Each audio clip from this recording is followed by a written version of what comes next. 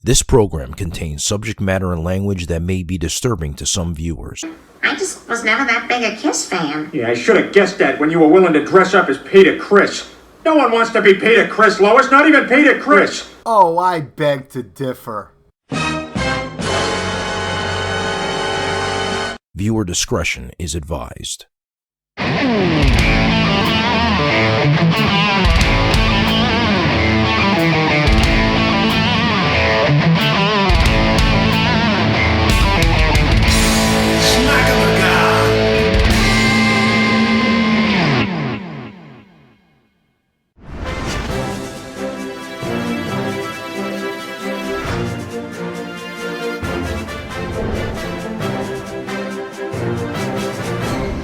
SHMACKEMAGOB, it's time for the only news that matters, and I want to thank Gus Santana for sending that killer SHMACKEMAGOB intro.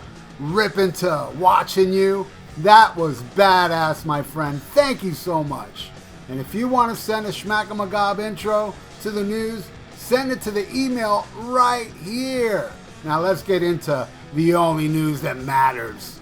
Geezer Butler said he was using the devil horn gestures years before Ronnie James Dio. He said, I showed it to him and he made it famous.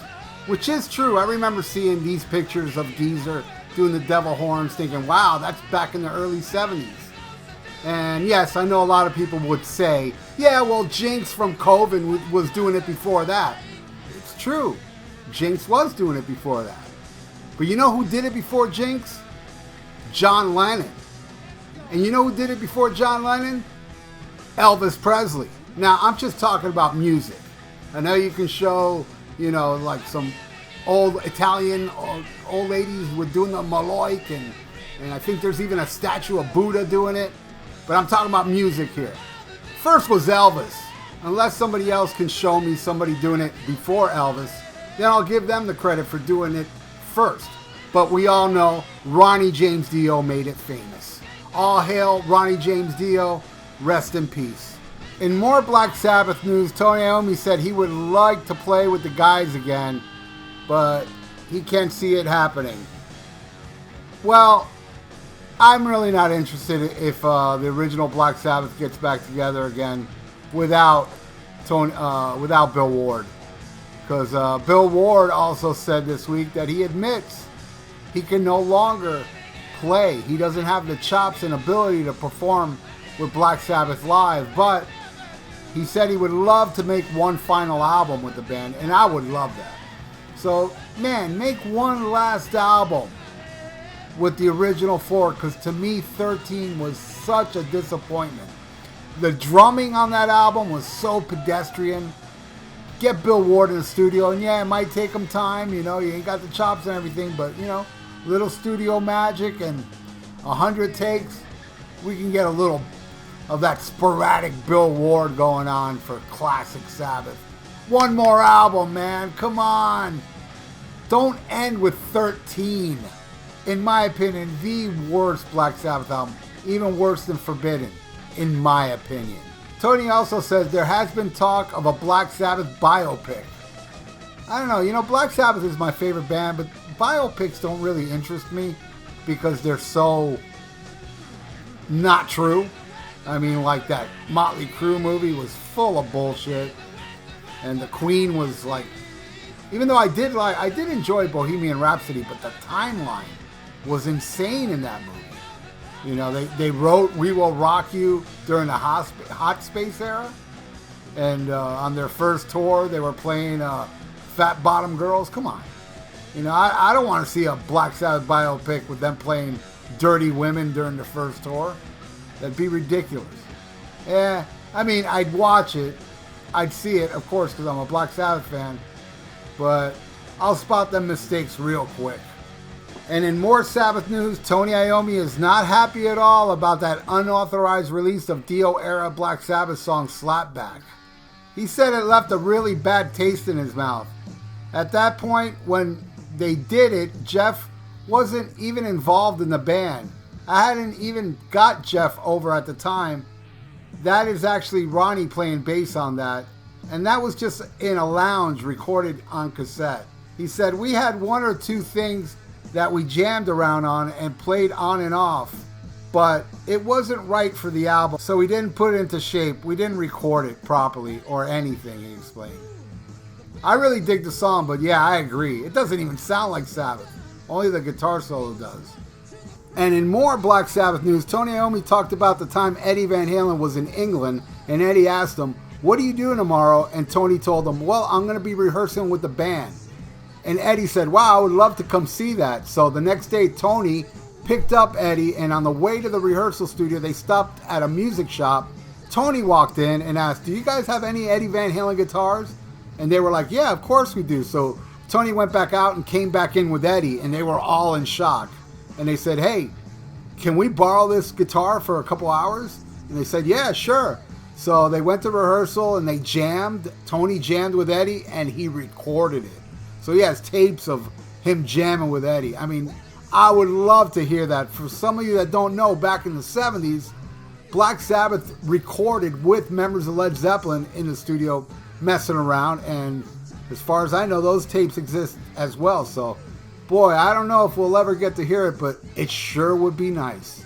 All right, next story, and I'm excited to announce that Poser Holocaust from Thrash Diet will be coming out on vinyl for the first time.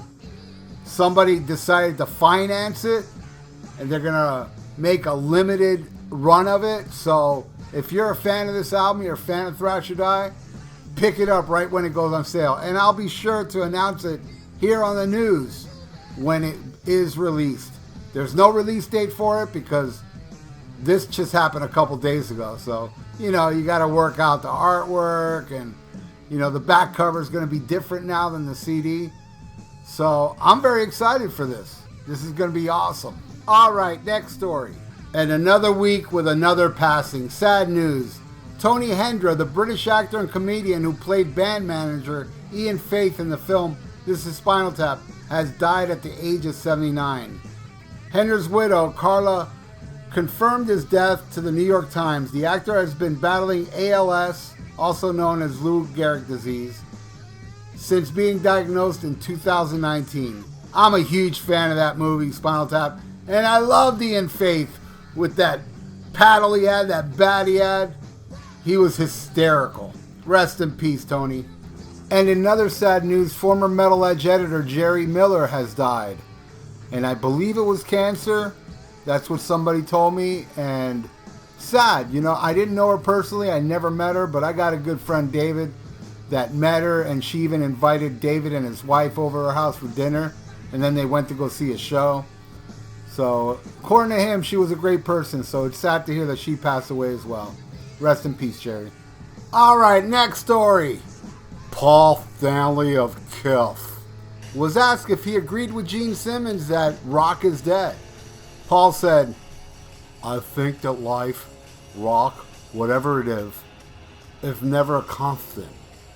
Let's say, for example, if you take somebody's pulse and it's weak, it doesn't mean they're dead. It means that their pulse is weak, and it doesn't mean it won't come back stronger. It just takes somebody to reignite it to the level that it has been at some time in the past. A computer will never take the place of flesh and blood people making music. People may be enamored with it, and it may eclipse the other, but ultimately it all comes full circle. It all comes back. It doesn't go away. It may be sleeping, but there are bands out there making great music." You know, Paul Stanley is correct. Rock isn't dead. Rock will never be dead, but it is dead in the Billboard charts to the masses. But who gives a flying fuck about all that? Seriously, why can't people think for themselves? Everybody cares about who's on the charts and who does this. Hey man, all I care about is if I can go to a record store and buy my rock and metal albums, or Amazon, or wherever the fuck. As long as it's still available to me, it's not dead. And let me tell you, I bought a lot of new bands lately. Crypt Sermon, Midnight Spell. I can go on and on. Enforcer. Well, they're not that new. But Traveler. There's a lot of great new bands out there. But since they're not on the chart, and since the masses ain't embracing it, it's not popular. I like to go on a rabbit hole on YouTube and discover new bands. And there's a lot of great new bands out there, which means rock is still very healthy. Rock is still very strong. But it's not strong to the masses. But fuck the masses. That's what I think. I mean, why do people care so much? Like this guy. Once again, Eddie Trunk crying for acceptance. Are you kidding me, Grammys? You just mentioned 3 artists we lost in 2020, and one was not Eddie Van Halen? I'm out already. Nothing at the open of the show. Go fuck yourselves. I'm out already. I'll DVR and scan. Can't take it already. What is I'll DVR and scan? Does that mean in the future he'll DVR it? He's not out if he's doing that. If that's what it means, I'm not sure. I'm not clear on that part. But all I know is that the Grammys, man, I mean, seriously, the Grammys, it's kind of like making fun of people that are mentally inflicted, and nothing against people mentally inflicted, but come on. The Grammys are clueless. I mean, don't you think you got a hint back decades ago when they gave the Metal Award to Jethro Tull? Or how about when they gave the award to Milli Vanilli for Best New Artist? I mean, if that's not a hint, these guys are clueless, I don't know what is. But year after year, people like Eddie Trunk is bitching about the Rock and Roll Hall of Fame and the Grammys. Always bitching for acceptance from... You see, there is a difference, though. A lot of people lump in Rock and Roll Hall of Fame with the Grammys. No. See, the Grammys are clueless. They don't know nothing. Where the Rock and Roll Hall of Fame, oh, they know what's up. They're just like pompous critics that, you know, they're getting revenge on bands they don't like. So there's a big difference, you know, about both of them. But yet, I mean, the only thing that offends me about the Grammys, that not only they don't give Grammys to, but they never, ever nominate Auto-Tune. Auto-Tune should sweep the Grammys every damn year. What's up with that? And then we got Chris Jericho. Hey, Recording Academy, no tribute to Eddie Van Halen tonight?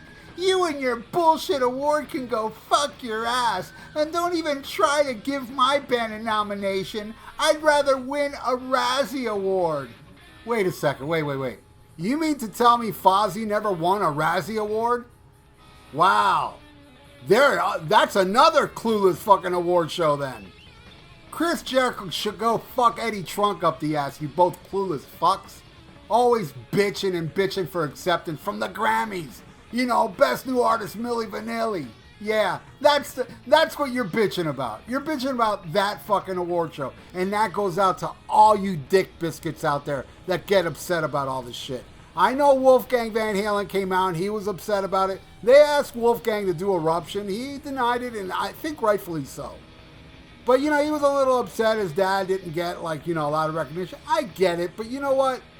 Next year, if I hear Wolfgang or any year after that bitch about the Grammys, then he's clueless too.